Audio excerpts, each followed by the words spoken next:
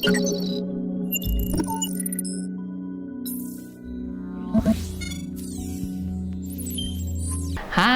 viewers Kanal 3, ketemu lagi kita berdua ya Mas ya? Iya. Hari ini saya Ratna Jarum, ditemani dengan? Saya Ari Kentir. Oke, hari ini temanya melek hukum mengenai kerahasiaan data, NIK, aplikasi Peduli Lindungi. Nah, itu penting. Pernah ada masalah nggak Mas terkait dengan NIK deh?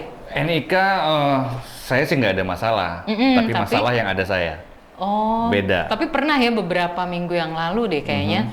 Semua orang tuh tahu gitu loh, viral NIK-nya Presiden Jokowi. Coba. Itu yang lagi viral itu. Gimana betul. tuh? Ya. Ya itu gimana ceritanya bisa bocor seperti itu? Ya. Jadi terkait itu termasuk dengan... bocor apa enggak? Atau itu rahasia biasa sih, bukan rahasia umum? NIK boleh diketahui orang semua mungkin. Nanti saya jelaskan ya yang dimaksud dengan data pribadi apa. Jadi buat teman-teman semua, di masa pandemi ini aktivitas online itu secara tidak langsung meningkat ya. Kenapa aktivitas online meningkat? Karena diharapkan dengan hal tersebut bisa mempercepat akses dan bisa mengurangi pertemuan fisik ya dalam kita melakukan aktivitas. Nah, NIK nih tadi, NIK tuh tahu ya kepanjangannya apa NIK? Nomor induk kawin. Oh, bukan. Kawin lagi. Jadi NIK itu sebenarnya adalah nomor induk kependudukan. Nah, diharapkan NIK ini sebagai nomor identitas tunggal untuk semua layanan publik ya. Jadi teman-teman mau masuk ke kelurahan, ke kecamatan, ke rumah sakit, ke bank, ke notaris. Itu keluarnya dari Dukcapil. Iya betul. Pinter kan? Ya.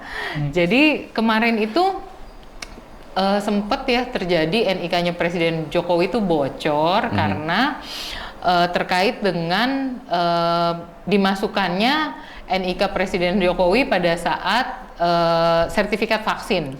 Ya, jadi tahu deh tuh semua orang kapan vaksin yang pertama, kedua, itu nanti terus terkait NIK-nya dengan berapa gitu. Terkait nanti dengan Peduli Lindungi. Oh iya. Hari ini kita juga akan bahas nih aplikasi Peduli Lindungi. Tapi sebelumnya tadi Mas nanya ya, yang dimaksud dengan data pribadi itu apa sih? Apa kira-kira data pribadi? Data pribadi itu ukuran BH saya. Ya enggak lah. Daleman. Menurut itu pribadi. Menurut undang-undang tuh data pribadi apa sih? Yang saya tahu tuh tanggal lahir, tempat tanggal lahir, nama ibu kandung gitu ya. Ibu tiri, istri kandung. Nggak ada istri kandung ya. Jadi menurut undang-undang yang disebut dengan data pribadi adalah segala elemen informasi yang terkait dengan aib seseorang. Serem ya aib. Jadi apa sih sebenarnya? Terkait dengan nomor kartu keluarga, NIK, nama ayah, nama ibu, alamat, golongan darah, tanggal lahir, agama, pekerjaan, yang ada di KTP pendidikan lah gitu terakhir, data buku nikah, data akte cerai ya. Jadi semua elemen informasi lain yang merupakan aib seseorang itu dikategorikan sebagai data pribadi. Data pribadi. Ya. Kalau ukuran-ukuran tadi bukan ya? Bukan, itu ke tukang jahit biasanya. Kalau mau jahit, bikin baju, bikin celana, baru ngomongin ukuran ya. Nah, memang di Indonesia penerapan hukum mengenai data pribadi ini masih belum tegas, masih belum jelas, sehingga seringkali terjadi penyalahgunaan data pribadi gitu ya. Bocor-bocor rahasia kayak gitu ya? Ada juga penjualan data-data pribadi ya? Bisa, jualnya di mana ya kalau gitu? Itu di Tanah Abang juga ada rasanya. Biasanya digunakan yang saya tahu nih. Buat apa? Saya sedikit sombong. Itu data untuk nasabah bank biasanya. Nasabah bank. Kalau mau kenalan sama orang gitu, tahu dulu ya nih orang ininya berapa ya, kreditnya berapa gitu ya, apa namanya saldonya berapa bisa tahu ya. Nah, terkait dengan aktivitas kita mau berkunjung ke beberapa tempat, teman-teman Kanal 3 sekarang juga mungkin kita familiar dengan istilah yang namanya aplikasi Lindungi, Peduli Lindungi dan Sayangi. Pakai Sayangi nggak sih? Cinta kasihmu enggak abadi selamanya. Jadi aplikasi atau kita sebutnya PL ya, Peduli Lindungi. Jadi aplikasi di Peduli Lindungi ini diharapkan bisa menjadi satu-satunya aplikasi yang bisa men-screening orang-orang yang sudah melakukan vaksin dan berhak untuk mengakses atau mengunjungi suatu tempat. Nah, itu. Karena dianggap sudah sehat. Jadi gitu. Saya sering lihat ada kalau mau masuk ke mall, sekarang juga ke warung-warung, ke toko-toko itu harus ada ke supermarket, ya kan? Atau public area gitu harus masuk pakai belanja Peduli. bulanan kan. Iya, itu aplikasi tapi loh Mbak. Aplikasi, jadi pakai handphone terus ntar dimasukin, check in, terus ntar keluar ya. Kok check in juga perlu kayak gitu? Enggak, maksudnya check in di handphone ini tik tik tik gitu, ntar keluar tuh check in gitu. Ketahuan dong Mbak. Cuman memang ada beberapa teman-teman viewers mungkin yang juga concern. Kok orang jadi tahu ya saya kesini gitu loh, saya mengunjungi tempat ini. Mungkin ada orang yang merasa maunya tuh serba rahasia gitu loh. Insecure. Gimana? Iya, insecure ya. Karena memang di aplikasi ini belum menunjukkan adanya pencegahan. Karena banyak orang yang bisa mengakses. Kalau saya tahu nomor NIK-nya Mas Ari, saya masukin nih. Bisa tuh? Oh, bisa. Oh, nggak pakai password gitu kan, harusnya pakai password? Enggak, cuma masukin nomor NIK aja gitu loh. Jadi saya masukin seolah-olah nanti saya ini yang masuk ke mall tersebut gitu ya. Jadi aplikasi ini memang belum ada screeningnya ya untuk level otentifikasi ya mungkin ya perlu istilahnya. Perlu diimprove. Itu kalau kita masuk ke mall dan ternyata handphone saya itu nggak dapet sinyal atau handphone saya nggak support gitu ya. Atau kita punya handphone tapi ternyata nggak support, nggak punya ada aplikasinya, itu kita nggak bisa masuk ke mall. Iya, secara prinsip itu nggak boleh. Secara prinsip nggak boleh. Kita ngotot-ngotot gitu nggak boleh. Nangis-nangis nggak boleh. Guling-guling juga nggak boleh. Karena secara prinsip aplikasi ini harus diterapkan secara tegas. Gunanya apa sih? Gunanya untuk melindungi pihak-pihak lain yang mengunjungi mall tersebut gitu loh. Jadi kayak nunjukin ini bekas disuntiknya bukan gitu? Tato sendok garpu. Bukan. Nakut-nakutin security. Enggak sih. Jadi nggak bisa. Jadi memang secara prinsip itu tidak bisa. Karena ini wajib dan ini sesuai dengan ketentuan pemerintah daerah dan juga pemerintah pusat bahwa masyarakat yang akan mengunjungi fasilitas publik, perkantoran ya, mereka harus mengakses dan harus mendapat menginstall ya, sudah menginstall, memperbaharui handphonenya dengan aplikasi ini. Kalau gitu. Mbak, misalnya nih, kita lagi ngantri siang-siang lapar gitu ya, tiba-tiba servernya Peduli Lindungi meninggal dunia gitu. Down ya. Apa yang kita harus lakukan? Nah ya, berdoa dulu kah? Berdoa kan menurut agama dan kepercayaan masing-masing.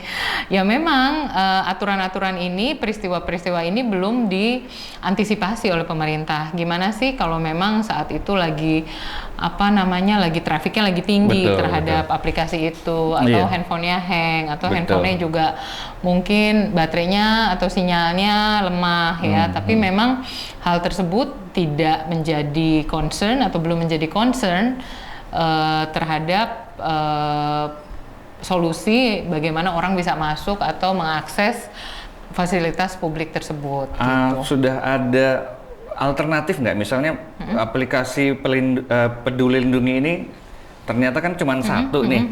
Misalnya ada satu lagi nggak sih, kan kalau misalnya kayak online tuh ada online A, ada online B gitu kan. Ada toko ini, ada toko itu, gitu kan. Nah kalau yang ini? Iya, saat ini masih satu, baru aplikasi Peduli Lindungi, tapi memang diharapkan nanti untuk otentifikasinya nggak cuma lewat NIK, tapi mungkin juga dibutuhkan digital signature atau e-signature ya.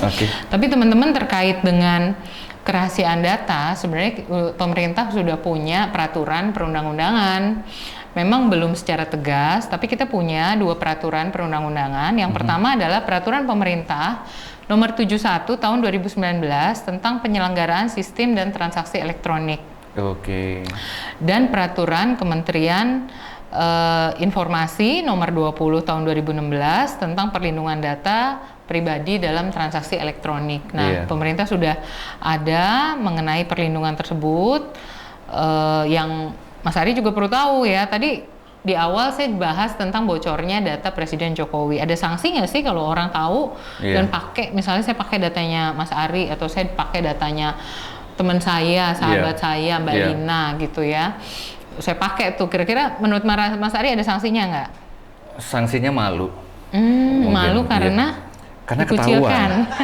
Kalau nggak ketahuan jadi, enggak. Iya, jadi teman-teman, peraturan pemerintah terkait ini juga ada, namanya peraturan tentang administrasi kependudukan. Di sini ada dalam pasal 95 Undang-Undang Nomor 24 tahun 2013 tentang perubahan atas Undang-Undang Nomor 23 tahun 2006 tentang administrasi kependudukan. Jadi ada sanksi pidananya, Mas. Sanksi pidananya itu 2 tahun dan denda 25 juta rupiah buat orang yang mengakses data kependudukan milik orang lain. Jadi hati-hati, jangan suka pakai data orang lain. Kalau nggak sengaja? Ya didenda, kan memang barang siapa dengan sengaja, kan selalu begitu kan? Barangnya siapa itu? Iya, saat ini ya Mas Ari ya, untuk masuk mall tuh sekarang cuman ada aplikasi Peduli Lindungi. Kira-kira pemerintah kepikiran nggak sih bikin aplikasi lain atau memang cuma satu aja baiknya gitu? Kalau kepikiran pastilah ya, tapi menurut saya nih ya, kalau kepikiran pasti, tapi mikirnya apa saya belum tahu.